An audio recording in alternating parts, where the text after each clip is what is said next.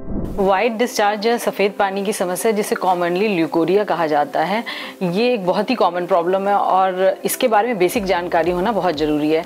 अब इसमें जो सबसे इम्पॉर्टेंट बात है वो ये कि नॉर्मल सिक्रीशंस क्या होते हैं, जैसे यूट्रस और सर्विक्स और वेजाइना से जो कुछ नॉर्मल सिक्रीशंस आते हैं और जिनमें हार्मोनल चेंजेस की वजह से वो पतला या गाढ़ा होता है, ये नॉर्मल है। अब एबनॉर्मल कब कहा जाएगा? एबनॉर्मल तब कहा जाएगा जबकि सिक्रीशन इतना ज़्यादा हो कि आप के अंडरगारमेंट्स या आपके कपड़े गीले हो जा रहे हों या आपको पैड यूज़ करना पड़ रहा हो। इसके अलावा अगर उसमें बदबू आ रही है या फाउल स्मेलिंग डिस्चार्ज है या वो एसोसिएटेड है साथ में इचिंग या खुजली से, या उसके साथ वेजाइना में कुछ सूजन भी हो रही है, वेजाइना के आसपास सूजन की समस्या है या यूरिनरी ट्रैक्ट इन्फेक्शन है, तो इन सभी स्थिति में इस डिस्चार्ज को एबनॉर्मल कहा जाता है।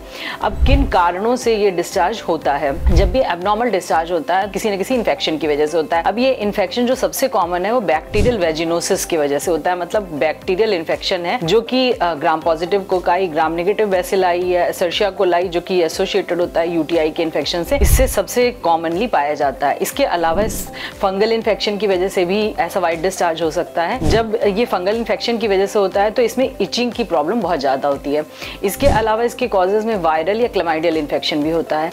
अब इसके इन्वेस्टिगेशंस क्या कराएंगे? जब हम लोग गायनोकोलॉजिस्ट के पास जाते हैं तो गायनोकोलॉजिस्ट उस पर स्पेकुलम एग्जामिनेशन करके देखती हैं, फिर उससे एक हाई वेजाइनल स्वैब लिया जाता है। ये हाई वेजाइनल स्वैब जो होता है, जब माइक्रोस्कोप में देखा जाता है तभी ये डिफरेंशिएट किया जा सकता है कि ये बैक्टीरियल है या फंगल है या किस तरह का इन्फेक्शन है। अब ये जो भी इन्फेक्शंस निकल के आते हैं उसके हिसाब से हम लोग इसका ट्रीटमेंट करते हैं और जो एंटीबायोटिक्स या एंटी फंगल्स जरूरी होते हैं, एंटीवायरल्स जरूरी होते हैं, वो पेशेंट को दिए जाते हैं और इसका इलाज किया जा सकता है। अब ये इलाज जो होता है ये बेसिकली पेशेंट की एज पे डिपेंड करता है कि जैसे पेशेंट यंग है, अभी मेंसेस स्टार्ट हुए हैं कि नहीं स्टार्ट हुए हैं, या पेशेंट रिप्रोडक्टिव एज ग्रुप की है, मतलब पेशेंट प्रेग्नेंट है कि नहीं प्रेग्नेंट है, पेशेंट मैरिड है कि अनमैरिड है, वो ये सारी चीजें फैक्टर्स को कंसिडर करके ही हम लोग इसका ट्रीटमेंट करते हैं। इसके अलावा ये भी इंपॉर्टेंट है कि पेशेंट मैरिड है कि अनमैरिड है।